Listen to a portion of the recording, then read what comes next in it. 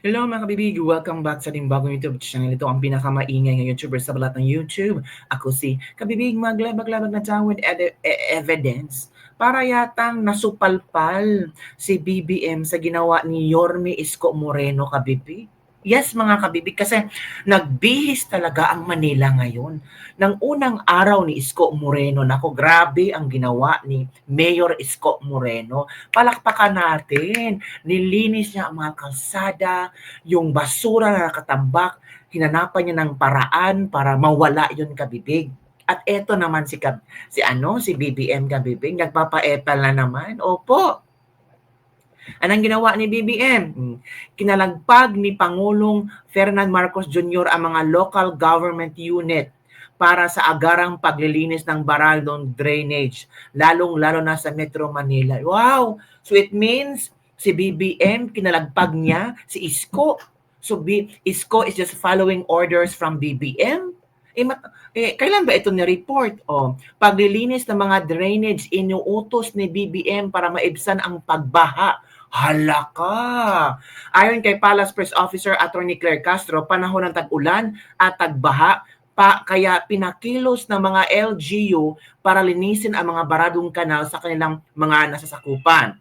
Pinakilos na rin niya ng Pangulo ang Department of Labor and Employment, DOLE, para gamitin ang tupad program kung saan ang mga benepisyaryo ay maaring tumulong sa paglinis ng mga estero kapalit tulong pinansyal sa mga ito. Sabi ni Claire Castro, pinag-utos ng Pangulo ang agaran na paglilinis ng mga drainage dahil ito ang makakatulong na maiwasan ang mabilis na pagbaha, lalong-lalo na dito sa Metro Manila. Nasaan ba ang flood control? Akala namin may flood control para iwas baha. Ewan ko, di ba? So mga kabibig, yung ginawa ni Isko Moreno pala ay pag-uutos siya ni BBM. Nako, iba naman ang interpretasyon ng ilang netizen. Para daw nasupalpal si BBM sa ginawa ni Isko Moreno na initiative. I think hindi yung initiative, kundi yun ang galaw ng serbisyong totoo. So parang nasampal si BBM ba? Parang napahiya si BBM na for 3 years nakaupo siya, parang wala siyang ginawang action para linisin ang mga drainage, linisin ang basura sa Manila. Parang pag-upo ni Isko, parang si Isko lang talaga ang nakapalinis at naging maganda ang Manila ngayon. Naku, paano yan, BBM? Para yatang hindi na sinang-ayunan ng mga netizen itong galawan mo.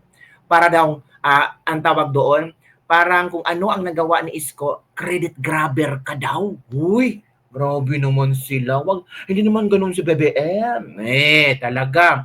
So eto mga kabibig, ang tagsampal ni Banat Baika BBM. Alam mo naman si BBM, malapit na ang SONA, so dapat merong achievements na nagawa. So ito, Banat Bay, banatan mo nga. Naku naman, Mr. Marcos, 3 taong ka nang nakaupong presidente. Ngayon ka pa yung mga ngalampag dyan sa mga bata mo. Si Yorme, 1 araw pa lang, Correct. nalinis na yung gabundok na mga basura sa Maynila. Correct. Baka naman i-claim mo pa yung kalinisan sa Maynila, ha? Bantayan natin, baka mamaya i-credit grab niya ito. Alam mo naman to si Marcos, dyan siya magaling sa credit grabbing eh. Naku naman, Mr. Marcos, 3 taong ka nang nakaupong presidente. Ngayon ka pa yung mga ngalampag dyan sa mga bata mo. Si Yorme, 1 araw pa lang, nalinis na yung gabundok na mga basura sa Maynila. Baka naman i-claim mo pa yung kalinisan sa Maynila, ha? Bantayan natin, baka mamaya i-credit grab niya ito. Alam mo naman to si Marcos, dyan siya magaling sa credit grabbing eh. Agoy, ang sakit naman eh. Ang grabe ka naman, Banat Bay. Sinasabi mo naman ang totoo. Di ba? So ito ang komento ng ating mga netizen. Abangan natin ang pahayag ni Auntie Claire kung baka i-credit grab din ni Auntie Claire na sila ang nagpalinis ng Manila. Oo nga delayed reaction ang ginawa ni BBM. Naunahan na siya ni Yorme. Unang araw pa lang ni Yorme Isko Moreno pag-upo ng Manila, linis agad. Yan ang totoong serbisyo. Yan ang totoong na walk the talk. Diba? Linisin niya muna sarili niya. Sa sarili dapat una siya nag-umpisa ng drug test siya. Uy! Agreed dyan. Siya magaling dyan sa credit grabbing. Puro corrupt kasi puro party, puro coke, puro yabang. Ito pa, oo, Manakbay, huwag mo nang unahin palinis ni BBM ang Manila. Unahin niyang magpa-drug test para sure na malinis siya. Oo. Ang tama, ang sipag ni Yorme, sana siya na lang ang naging presidente, o, di ba? Nabudol tayo. Tingnan mo nga, iba ang epekto ni Yorme, no? Maraming mga tao talaga ang nakapuna. And the same time, ang mga taga Manila, naiyak sila kabibig. Naiyak sila sa ginawa ni Yorme. Tingnan mo nga, ang linis-linis ng Manila ngayon. Ito ha, may isa tayong video kung saan may isang netizen na naiyak sa nangyayari ngayon sa Manila. Watch this video ha, panoorin natin ha. Isang ate, naiyak si ate sa ganda at linis ng Divisoria. Panoorin natin. Kasi ngayon lang ulit naging linis ng... I'll talk to you later. Wait. Divisoria ngayon. Wala, nakakatuwa lang po kasi wala, nakakaiyak. Kasi ngayon lang ulit naging linis ng ganito. Ngayon lang ulit. Nakakaya po. Taga saan po kayo? So ngayon lang po. ulit, Salamat so po. meaning, ngayon lang ulit, so meaning noon malinis ang Divisoria. Pero nung umupo ang mayor na sila Konya, madumi. Di ba? So it means ngayon lang ulit nilinis o nalinis ang Divisoria. So naiyak si ate. Tuloy pa rin yung hanap buhay, boy. Pag mapapansin mo, okay naman sila dyan. Basta madadaanan lang ng tao. Saka pag may aberya, nakakadaan. Huwag lang dito sa recto. Marami mapeperwisyo rito. Pwede naman pala, boy. Tapos, yung sa pasada, tinatanong nila yung mga pay parking niya. Ayun, oo. Kasi yung para yung mga may hanap buhay naman na tindahan, yung customer nila na galing ng Bulacan, galing ng Pangasinan, galing ng Laguna, minsan, yung galing pa ng Bicol. Yung mga tawag natin, biyahero, ng mga plastic, tumbler, cups, kutsara, tinidor, plato. Dito silang parking. Makakaparada na sila ng maayos. Dati, doon pa sila paparada, buwat-buwat nila karton. Mabubuhay ngayon yung mga... Galing ni Isko. Tinanggan na yung libag. Ha? Tinanggan na yung mga libag. Oo. Skoba. Di pa natutulog yung mga MDRRM mo, DPS, engineering. Pati si General Guzman, di pa natutulog. Nag-ikot kayo kagabi. Ano nakita niyo sa gabi? Ay ano naman, generally peaceful. Wow. Lalo na yung art. Para makita natin yung lugar. Talagang ano. Ito mo, wala naman nagbago sa Maynila, luma pa rin.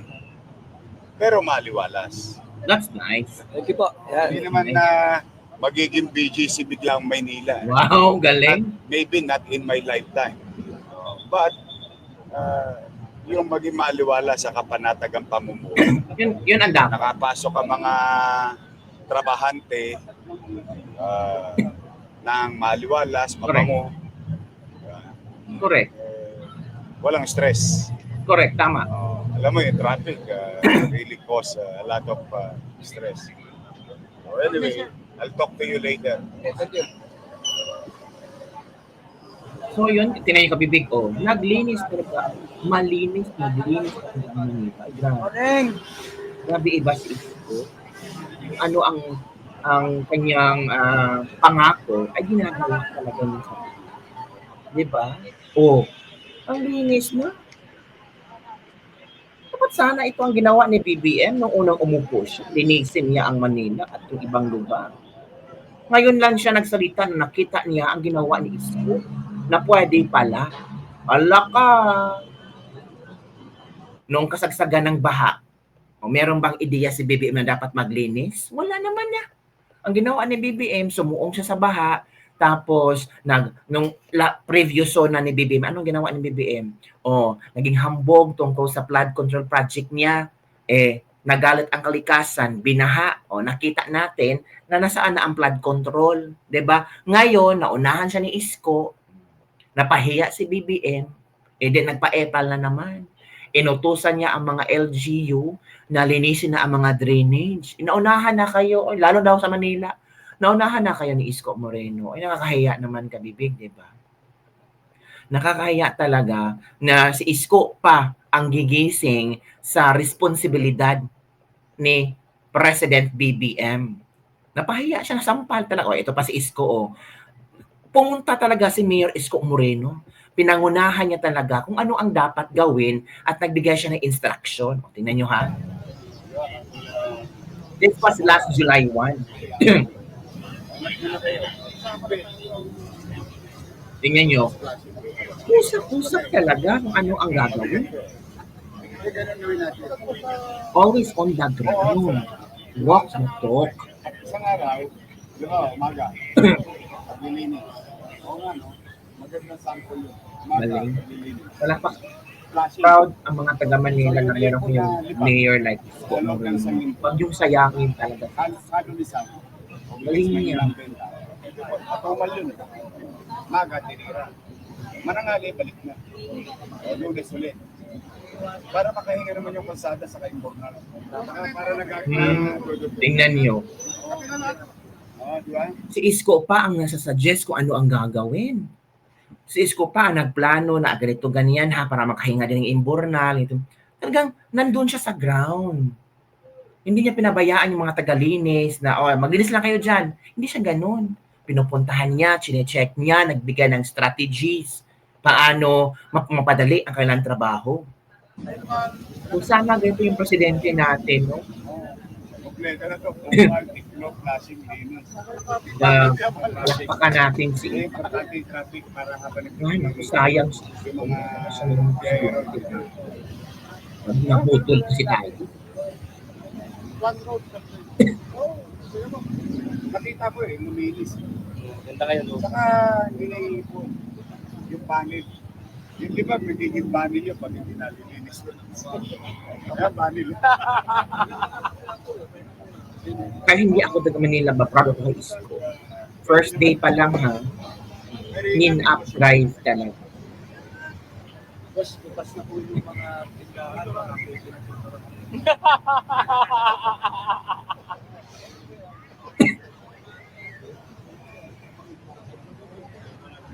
Walang babayaran gawin. Ano naman kaya?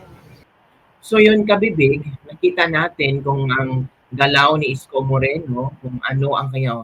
Good morning, ilalim to like going to school sa lugar po, baka pwedeng mabisita, halos di man ang sakyan. Mayor, I'm just a follower all the way from Australia. God bless you and all the good work you have done and accomplished, you hope to accomplish. Sana ikaw na lang naging presidente. Ito ang presidente natin, walang nagawa, kundi party-party lang. Marami kami mga tunay na Pinoy sa ibang bansa na nasa likod mo, Mayor Isko. Yorme, kagabi pa kayo ikot ng ikot sa buong Maynila. Wala pa po kayong pahinga ng maayos. Pahinga din po pag may time. Mahirap na magkasakit. Kala naman inasahan ng mga taga-Manila. Ito ang a good leader, a good listener. Salute. Ito dapat sana ng ating presidente yung iba na budol. Diba? So yun kabibig, yun ang in fairness, palakpakan natin si Mayor Isko Moreno. Job well done. First day pa lang, madami na siyang nagawa. Hindi katulad ni BBM, 3 taon na nakaupong presidente. Ngayon lang siya nag-advise sa LGU na linisin ang mga drainage. Diba? So yun lang kabibig ang ating latest lebag-lebag for the day. Don't forget to like, subscribe, and share this video para sa mga latest trending news na ating pag-usap-usapan. Basta ako, masisisi ako na hindi ko binoto si Isko bilang presidente. Kung sana Isko and VP Sara tandem. Maganda sana. Posibleng si Pangulong Duterte hindi nag-ICC. Posibleng si VP Sara hindi mag-resign bilang kabinete ni BBM. Posibleng maging maganda sana ang flow ng ekonomiya. Kasi si Isko, parang tinitingnan niya na madami ang bumoto sa kanya. So kailangan he needs to return the favor na ibinigay ng tao sa kanya, yung tiwala, kabibig. Kasi, kaisa lang ang tao magtiwala sa iyo Kapag hindi mo na ibigay yung gusto ng tao para maging maganda ang buhay niya, mawawala yung tiwala sa iyo. Tingnan mo ang trust rating ni BBM, pababa ng pababa. 'Di ba? So ang mga tao ayaw na kay BBM. Napagod na sa mga pambubudol ni BBM. Ngayon, we're hoping na hindi i-credit grab ito ni BBM at i-report nila na maayos na ang Manila, maayos na ang Manila dahil inutusan ko ang mga LGU na gawin ang ganito ganyan. Sana hindi ganun, no? Sana kung saan yung pwede i-credit, doon ibigay. The credit is due to the one who is doing job. Yun lang kabibig. Don't forget to like, subscribe, and share this video. Bye everyone. See you next time.